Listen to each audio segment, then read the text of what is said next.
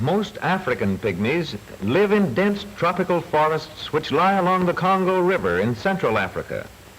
Forests with towering trees that almost shut out the blazing equatorial sun.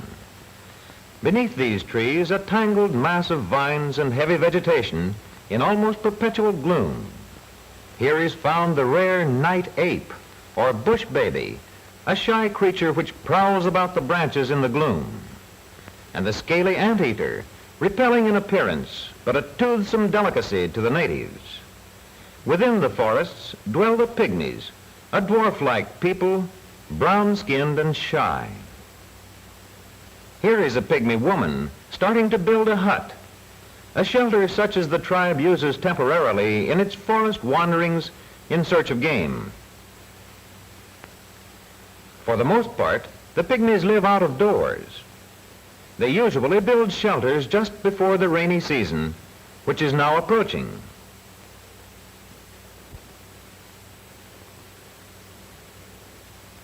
How skillfully the hands interlace the viney framework. And now with this completed, the pygmy woman orders one of her children to bring leaves for a covering. Large, thick magongo leaves, almost like tile or shingle when arranged in double thickness. These magongo leaves are attached to the framework by slits which have been made in the central rib of each leaf. When this covering has been completed, it will keep the hut interior dry under the most violent tropical rains.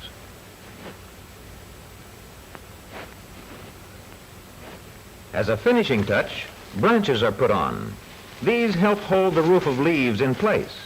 The house is now complete and the family promptly moves in. In the moist heat of the tropical forest, the pygmies always keep a fire going, usually to dry themselves, and also, occasionally, to cook their food. Securing vegetables for food is comparatively easy in the profuse growth among the giant trees. This woman with baby and homemade basket will not have far to search for materials which ages of experience have taught the pygmies are good for food. She finds here a vine of apa. Its tuberous roots are somewhat like sweet potatoes, but the apa vine does not require cultivation. The digging knife and other tools the pygmies use are obtained in trade with nearby Congo tribes. Another pygmy woman is gathering the fruits of the tewe vine. These look like small potatoes, but they develop on the tewe vine above the ground. They likewise go into a homemade basket. Thus, instead of shopping at markets or cultivating gardens, pygmy women get their fruits and vegetables directly from the dense forests in which their villages are located. With the securing of vegetables and fruits, the building of huts, and the care of children, pygmy women do a great deal more work than do the men. Hunting is the principal activity of the men, several of whom we see here making arrows. Fire is used to straighten and harden the arrow shafts, which are made from small branches of certain forest shrubs and trees. Wood for bows comes from tough, springy native woods.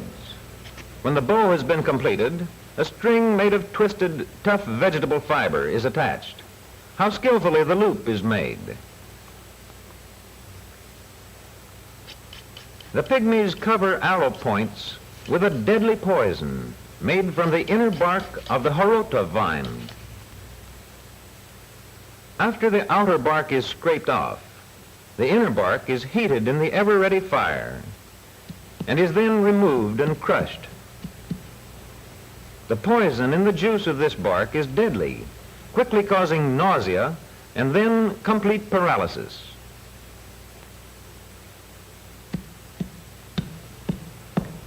These men are handling the pulp with apparent carelessness because the poison is not effective unless it enters the bloodstream directly.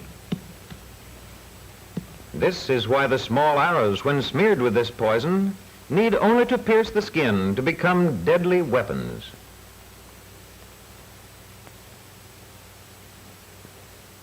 Another preparation for hunting, spear practice. One pygmy attaches a large fruit to a rope and whirls it swiftly at rope's length. The others attempt to hit the fleeting object by casting their spears at it. The target movement is much like that of an attacking or retreating animal.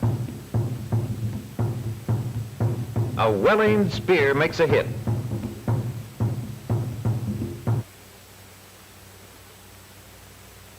This hunter has cleverly concealed a deep pit along a forest pathway.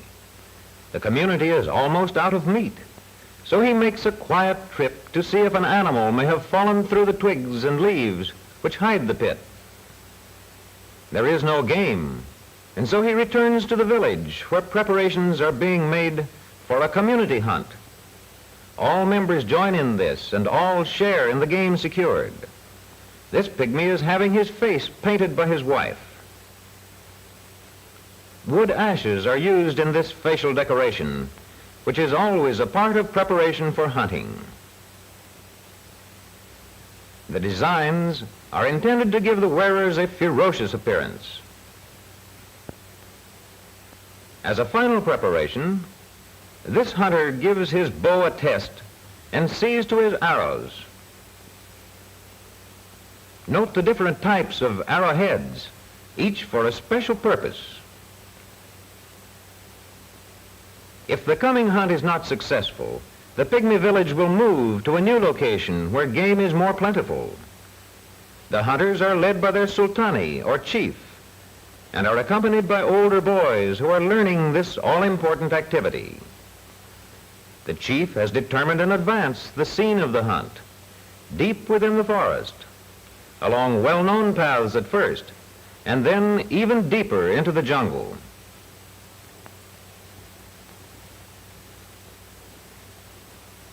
At the proper time, the sultani calls a halt and dispatches scouts into the thickets nearby.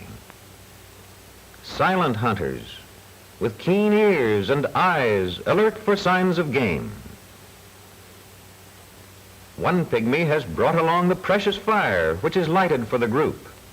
A father and his son steal forth for a drink, using a leaf for a cup. The youngster's keen eyes wander over the scene, and he spies a monkey. Quickly, the deadly shaft is sped, and the monkey crashes down. Monkey meat is a great delicacy to the pygmies, and we can imagine the lad's pride in securing the first game of the hunt. A short distance in another direction, two scouts have come upon fresh tracks of the pygmy antelope, a common food animal about the size of a rabbit. They signal their comrades. The group responds quickly and silently. One hunter sights the quarry. A truly accurate throw of the spear. Along with the vegetables and the monkey meat, the pygmy antelope will contribute to a feast. Another pair of scouts, alert even while drinking, have spied two tortoises. These toothsome delicacies are easily caught and are quickly rushed back to the village.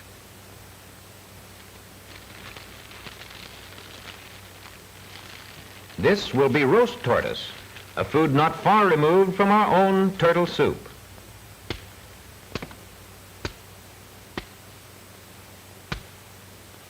After being roasted, the meat is removed from the shells, ready for eating when the remainder of the feast has been prepared. Large magango leaves form good receptacles for the tortoise meat, keeping it away from dirt and insects. Thus, the pygmies have learned through long experience how to secure food and shelter directly from the tropical forest which they have made their home. In wandering through the vast, dark forest about them, the pygmies long ago learned to collect honey stored up by wild bees, to collect it for food and for an article of barter. Here they have discovered a bee tree. A giant liana or vine forms a natural ladder for those who climb the tree. Meanwhile, their comrades on the ground make a basket to store the honey. The framework is of interlaced vines, inside which leaves will be placed. The tree climbers use a smudge to drive away the bees, while their comrades finish their most practical receptacle for the sweet honeycomb. Although many pygmies lose their lives in such dangerous climbing, it still is a popular pursuit, for honey is a delicacy to add to their food supply, and beeswax is valuable as an article of trade. A little snack now, even before allowing their tribesmen in the village to join them. The leader doles out the delicious morsels to his helpers.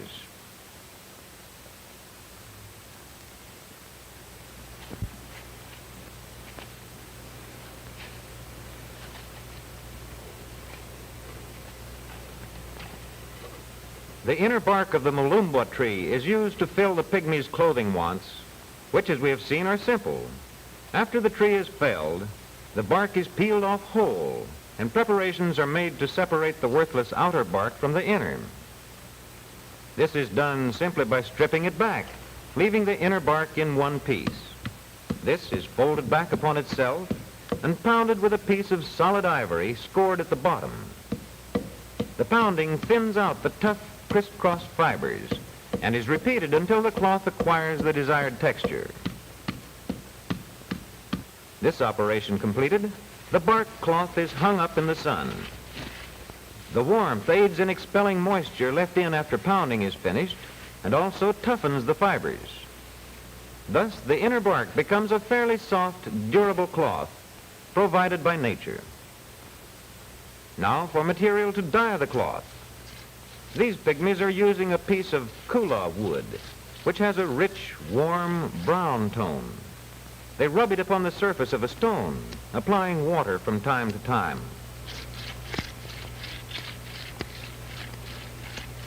When enough dye has been secured, it is rubbed well into the bark cloth until an even color is obtained. From this bark cloth, the pygmies make their clothing, and they sometimes use it for trade. With cloth, beeswax, and other articles of barter on hand, it is decided to go on a trading expedition. The Sultani now leads his men to one of the hiding places of their most valued possessions, elephant tusks. Eager for a safe journey to the trading post, he warns of threatening clouds, the approach of the rainy season. All speed must be employed. The tusks represent many elephant hunts.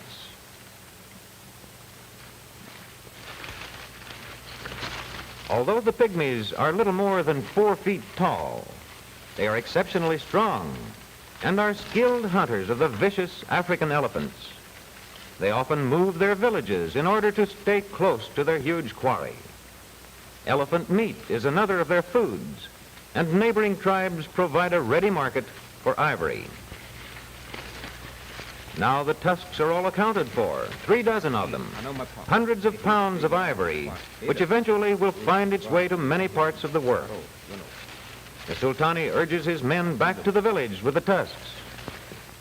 Final preparations must be made quickly for transporting the articles of barter through the dense forest to the most easily available trading village. It is an occasion of real excitement for the entire village. Women and children welcome the party. Each member now goes quickly to his hut to assemble and pack other articles which are to be used for trading.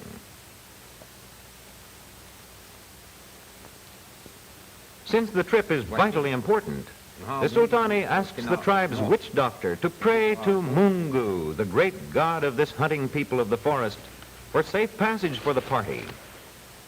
At the little shrine of Mungu, the witch doctor makes careful preparations for his prayer. Leaf trays are arranged inside. On these, offerings will be placed when the trading party has returned. And now, leafy paths for the feet of Mungu. A path of leaves all about the shrine, so Mungu will not fail to find it. And leafy paths to and from the shrine to guide Mungu's coming in and going out. And now all is ready for the witch doctor's prayer. Hold back the wicked rain, O Mungu. Grant us safe passage on our journey. In the village, all is in readiness. Packages are being tied.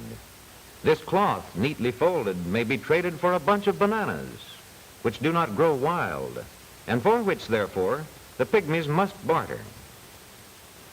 The witch doctor reports. Having completed his priestly task, he is not above shouldering a tusk and doing his share of work. Now the party can depart on their long journey, secure in the belief that they will obtain good bargains in trading and that they will return safely. Word has reached the chief of a nearby tribe that the party of pygmies is approaching, and he has all his articles of trade neatly arranged. Here we can see how small the pygmies are by comparing them with these Congo natives of normal size. Greetings are exchanged between the sultani of the pygmies and the native chief. Handshaking is a common practice among these African tribes. Trading day is an occasion of importance, and the barter begins only after each group is seated. The pygmy sultani first shows the wares he has brought. We have seen the preparation of bark cloth by the pygmies. These pieces have had designs added to them. We have seen them making bows, of which they now offer their surplus. One of their members has caught a toothsome anteater, which he now exhibits with some difficulty.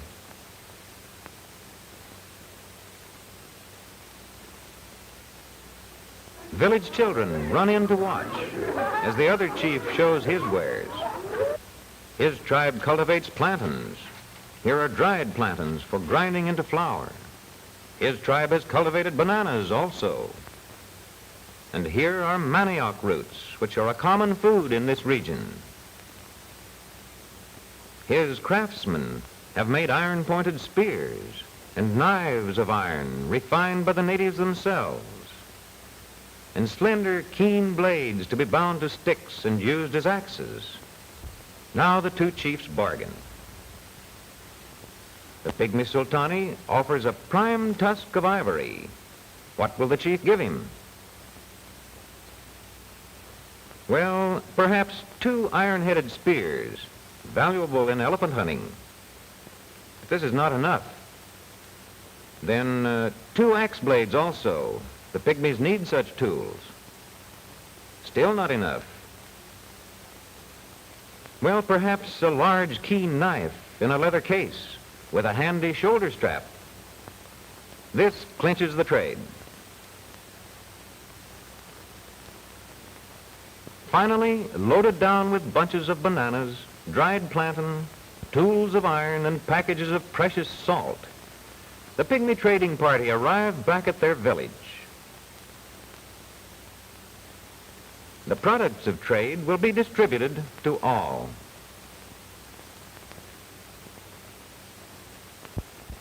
Everyone is pleased with the outcome of the venture. The witch doctor is sent at once back to the shrine of Mungu to offer thanks. Thanks for a safe journey and for good bargains. Going immediately to the little shrine of Mungu, great god of the forest, he offers dried plantains, one of the most delicious pygmy foods. Salt, most precious of all goods to the little forest people, also is offered on a magongo leaf. The witch doctor's faith in Mungu is clearly evident. So likewise is his delight that Mungu has protected the party on its journey and has brought it safely back. Eagerly, the witch doctor offers thanks to Mungu, god of the shy little brown-skinned people, the nomadic hunters of this tropical forest.